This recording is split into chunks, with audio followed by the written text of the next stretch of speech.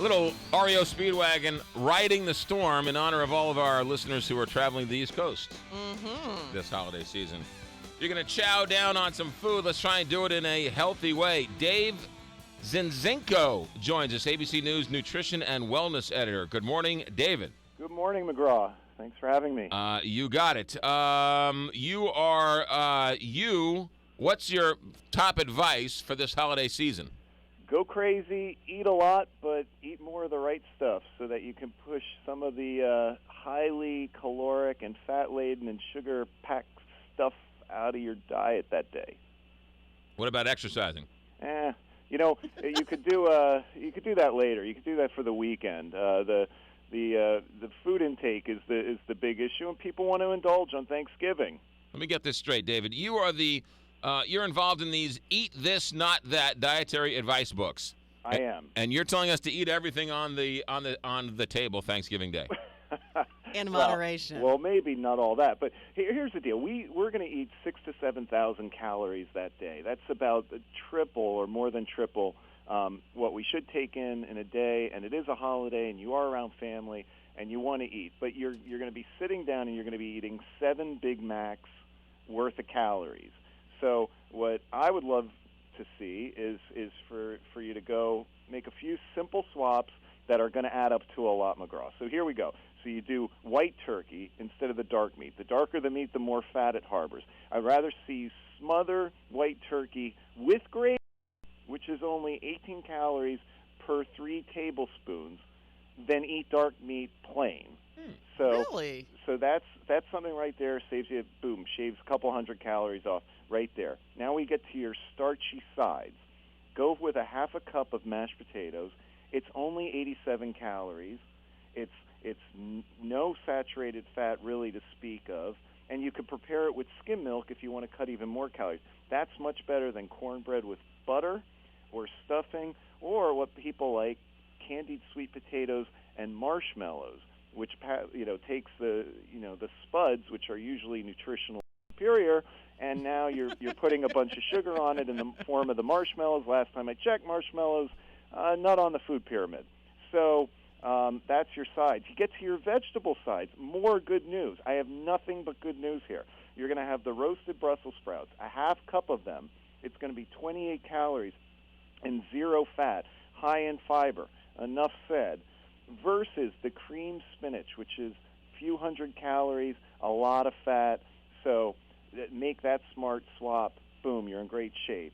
And then if you love cranberry sauce, and I do the homemade version because it's just about 85 calories at most. Some fresh cranberry sauce as little as few as 50 calories. The canned cranberry sauce could set you back like 200 calories, but the bigger problem is it could set you back like 80 grams of sugar, which is like eating 10 medium-sized eclairs, so worth of sugar. So that's an E-trade you want to make, McGraw. Wow, that is a chock full of information. That is eye-opening. But wait, there's more. You're going to have pie, but you're going to have the pumpkin pie instead of the pecan pie. Okay, what about Pecan pie. apple versus pumpkin? Who's better? I would still go pumpkin, but apple is better than pecan. And the part of the problem too is that I would recommend the light bulb sized portion of pecan pie if you really want that, not the softball sized portion.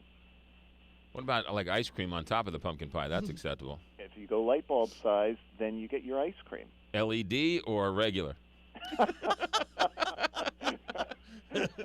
What about alcohol? This is a time where everyone likes wine or champagne, or what would you recommend? Yeah, I would go with either. I mean, champagne, about 100 calories per glass. Wine is about 120 or 130. That's not a bad choice per 4 ounces. It's much better than, say, a vodka and tonic. If you are going to go for something a little bit harder, a vodka and soda or even a martini, that's not going to set you back as much. It's the Coke in the rum and Coke, and the tonic and vodka tonic. Those are the things you have to watch out for. What about Bailey's? Bailey's isn't very healthy for you, is it? No. You gotta maybe limit yourself to one bottle coffee. Yeah, one bottle. One bottle. You know what kills us all, David, is the snacking leading up to the Thanksgiving dinner. Oh yeah. Well, you walk in, and the next thing you do is you grab 2 handfuls of nuts, and there are some healthy fats in there, but in some cases, that's 600-700 calories right there. The better thing to do is go for something like a celery stalk with cream cheese in it. Each of those is only 40 calories. How much better is that? Yeah. What about preparing your turkey? Is it better to fry it, grill it, bake it, smoke it? The issue with frying is that if you take your otherwise healthy bird and you put it in a fryer, you are going to more than triple your fat intake. So it's much better to go with the white turkey. Like I said, it's a mean, lean metabolism boosting protein, or even ham. Ham is one of the leanest holiday meats out there, but you got to watch out because it's also one of the saltiest. Dave Zinczenko runs Men's Health Magazine for years, and he's also part of the Eat This, Not That books. Dave, happy Thanksgiving. Great information. Have a good weekend. To you as well. Thank you. You got it. I had no idea. I'm bummed about the canned cranberry. How about that? And how about the white meat drizzled, with dunked in gravy is better than just plain dark meat? That is so surprising.